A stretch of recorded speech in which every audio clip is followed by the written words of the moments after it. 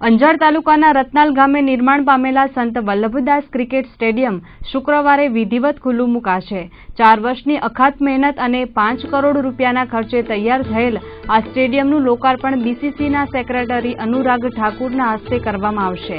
આ ક્રિકેટ સ્ટેડિયમના ઉદ્ઘાટન પ્રસંગે જામનગરના સાંસદ પૂનમ માડમ, કચ્છના સાંસદ, રાજ્યમંત્રી, સંસદીય સચિવ અને કચ્છના ધારાસભ્યોની ઉપસ્થિતિમાં ગ્રીન ગ્રાસ અને ટર્ફ વિકેટ સાથે નિર્માણ થયેલ કચ્છના આ પ્રથમ ગ્રીન ગ્રાસ ગ્રાઉન્ડનું લોકાર્પણ થશે।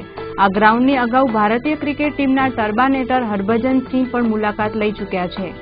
કચ્છના ક્રિકેટરો આ ગ્રાઉન્ડ પર રમીને ભારતીય ક્રિકેટ ટીમમાં સિલેક્ટ થાય અને રતનાલ અને કચ્છનું ગૌરવ વધારે તેવા ઉદ્દેશ્ય સાથે આ ગ્રાઉન્ડનું નિર્માણ કરવામાં આવ્યું છે। હાલ આ ગ્રાઉન્ડ પર રણજી ટ્રોફીની મેચો રમાઈ શકે તેવી વ્યવસ્થા તો ઉપલબ્ધ કરી દેવાઈ છે।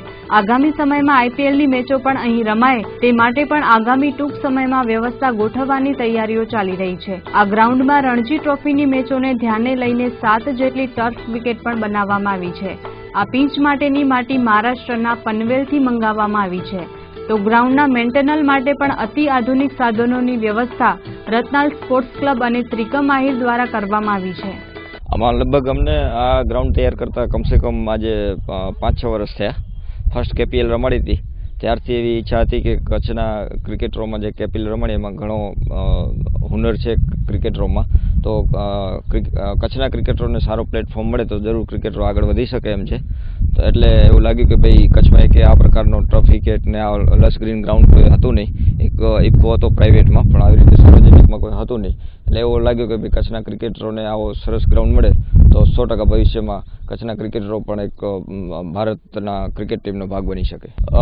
આઈપીએલ તો હજી અત્યારે જે પ્રમાણે આઈપીએલ રમાઈ રહી છે એના સ્ટેડિયમો જોતાં હજી આ સ્ટેડિયમને બનતા થોડી વાર લાગશે, પણ એટલું ચોક્કસ કહીશ કે રણજી લેવલની મેચો જે છે એ રમાડવા માટે એકદમ ક્વોલિફાઈડ છે। 1-2 વસ્તુ ખૂટે છે, જે વાતાનુકૂલિત ડ્રેસિંગ રૂમ છે કે હજી 1000-2000 માણસોની કેપેસિટીવાળો બેઠક વ્યવસ્થા, એવી 1-2 નોર્મલ વસ્તુ ખૂટે છે। એ ટૂંક સમયમાં 6-8 મહિનામાં અમે પૂરી કરશું। આવા અત્યારે તો બધાને ટોટલ જે કોઈને રમવાની ઈચ્છા હોય એમને અહીંયા અમારો ગ્રાઉન્ડ ડેટ પ્રમાણે તારીખ જો પ્રમાણે ખાલી હોય તો જરૂર મળે છે। અત્યાર સુધી અહીંયા મોટી સરકારી વિભાગોની પણ મોટી ટુર્નામેન્ટો રમાડી છે, એસટી બોર્ડની, બેટકોની, એવી રીતે ઘણી સરકારી પોલીસની ડીજી કપ પણ T20 અહીંયા રમાડી હતી, અને બીજી ઘણી ટીમો અહીંયા મુંબઈથી પણ ખાસ સ્પેશિયલ અહીંયા રમવા ક્રિકેટ ટીમો આવે છે। આ પ્રકારનું ગ્રાઉન્ડ છે એ લગભગ ક્યાંય કચ્છની અંદર હોય એવું ક્યાંય નથી। અહીંયા રતનાલમાં આ આધુનિક પ્રકારના ગ્રાઉન્ડ બનાવવા માટે અમારા રતનાલ સ્પોર્ટ ક્લબની સમગ્ર ટીમની રાત દિવસની મહેનત, ત્રિકમભાઈની વિશેષ મહેનત, એની આગેવાનીમાં આ બહુ જ મહેનત માગી લે છે, અને ત્યારે આ સ્ટેડિયમ તૈયાર થયું છે।